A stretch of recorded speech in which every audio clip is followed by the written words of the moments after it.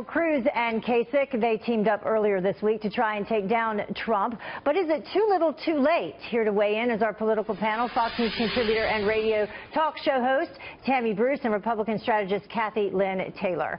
Thank you so much for joining us this morning. So what a day for Trump. I mean, he had quite a day. He was sweeping 5 states altogether. Do you think that the Kasich-Cruz, let's team up against Donald Trump, did that backfire on them?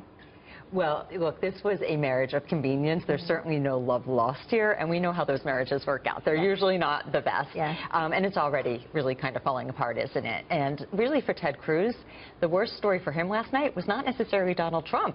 It was John Kasich, who beat him in 4 out of 5 states. And so I think this is not a narrative that Ted Cruz wanted to wake up to this morning, and this is a short-lived union. And it's very clear that Donald Trump is the presumptive nominee, and it's time for the GOP to Well, he's calling himself the presumptive nominee. That's right. Definitely. That's right. So, and that's not an endorsement. That's just, if you look at the votes and you look at the numbers, it's time to start thinking about unifying. Yeah, we're going to talk about Indiana in just a moment. But in terms of what happened with Cruz, he did do worse than expected and worse than Kasich. What does he do to change things? Well, I think at this point, things are beginning to be baked into how people view the candidates. The Cruz-Kasich teaming, as a matter of fact, interestingly, sent a message that they, too, agreed that Donald Trump was going to get the nomination. And that was the signal that was sent. Not necessarily desperation, but it confirmed what even Donald Trump was saying, which is, I'm going to get the delegates that are needed.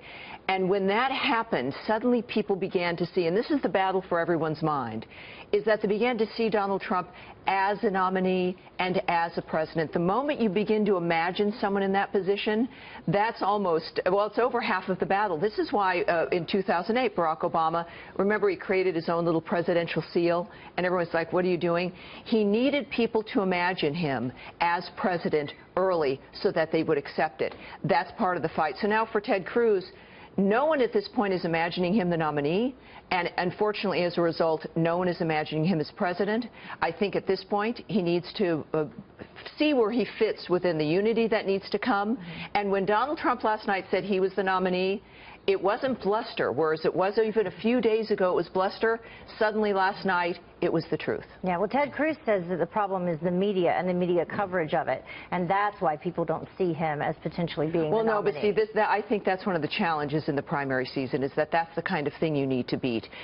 Reagan beat it. If you can be president, you can beat it. You've got to be able to beat the American legacy media who don't like you, because the world even likes you less because it's run by tyrants. And it speaks to a fundamental problem that Cruz and Kasich and other candidates on the Republican side of the equation have had in this campaign, which is be against or a blame game versus what they stand for. You cannot win an election running about what someone's not. You have to be about what you stand for, that you stand for your children being able to get a great education, that you can choose their schools, that you are going to be able to have health care, that you're not going to be in a black hole or a red hole, really, of debt for the rest of your life. The Social Security will exist. Is that how they win Indiana? There's 15 or what, 57 delegates up for grabs there. Right. I mean, so far, only Donald Trump has had that positive, relatable messaging. But Indiana is very interesting. It's an open primary. So there's 2 very important things to think about with Indiana. Rhode Island was today, and Donald Trump overwhelmingly won. That's right. It's an open primary, which means that voters don't have to be registered to a party to vote. It's particularly important not only for Donald Trump to win it, but to show that he can start to bring over some of the Democrats that he said he's going to be able to. This will be the first test for him of that. The second thing about Indiana is that Cruz was expected to do well because of conservatives. But if you look at last night, Donald Trump held conservatives and he held evangelicals. And so this tells a tougher story for Cruz coming up. Let me add something when it comes to Pennsylvania. 61,500 Democrats this year alone switched to the Republican Party. The Democrats want you to think that it's a big plan because they want to affect the Republican race. No, with interviews and the exit polls, these are people who've had enough, who felt abandoned. They're the Reagan Democrats coming home. It happened in Ohio as well. It's happening, and it happened in Massachusetts. This is what's happening, and when it comes to Indiana and every other state, the top issue for the Democrats is the same as for the Republicans.